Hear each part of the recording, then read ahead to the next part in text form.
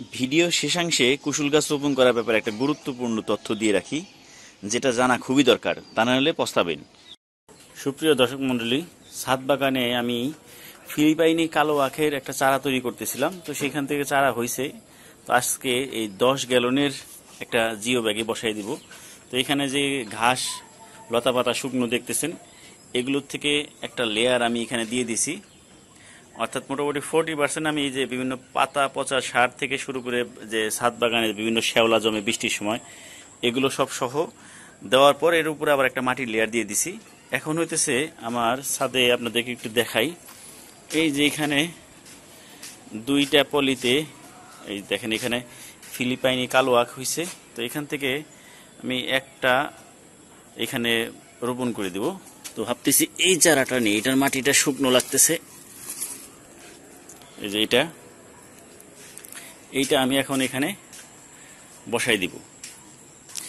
আর আপনারা জানেন যে ফিলিপাইনি যে কালো আখ, এটা কিন্তু অনেক সুস্বাদু এবং অনেক বড় হয়।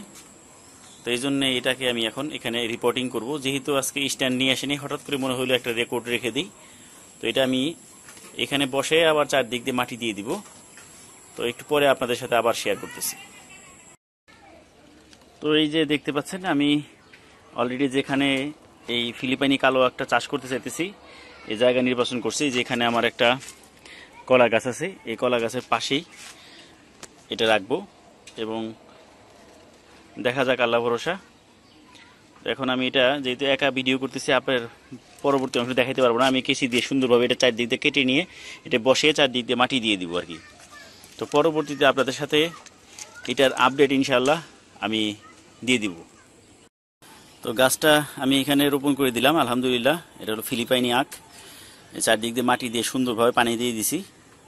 তো পরবর্তী আপডেটে আপনাদেরকে দেখাবো ইনশাআল্লাহ। ভিডিও শেষাংশে কুশুল গাছ রোপণ করার ব্যাপারে একটা গুরুত্বপূর্ণ তথ্য দিয়ে রাখি, যেটা জানা খুবই দরকার, তা না হলে পস্তাবেন।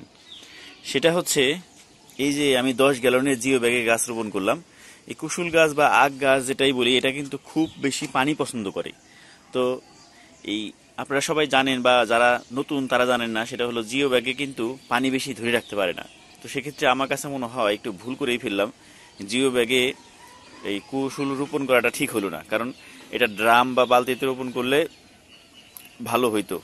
তো তারপরেও দেখা যাক, আমি সর্বোচ্চ চেষ্টা করবো সবসময় এটা ভিজিয়ে রাখার জন্য, যাতে পানির অভাবে কুশুলের গ্রোথটা থেমে না যায়।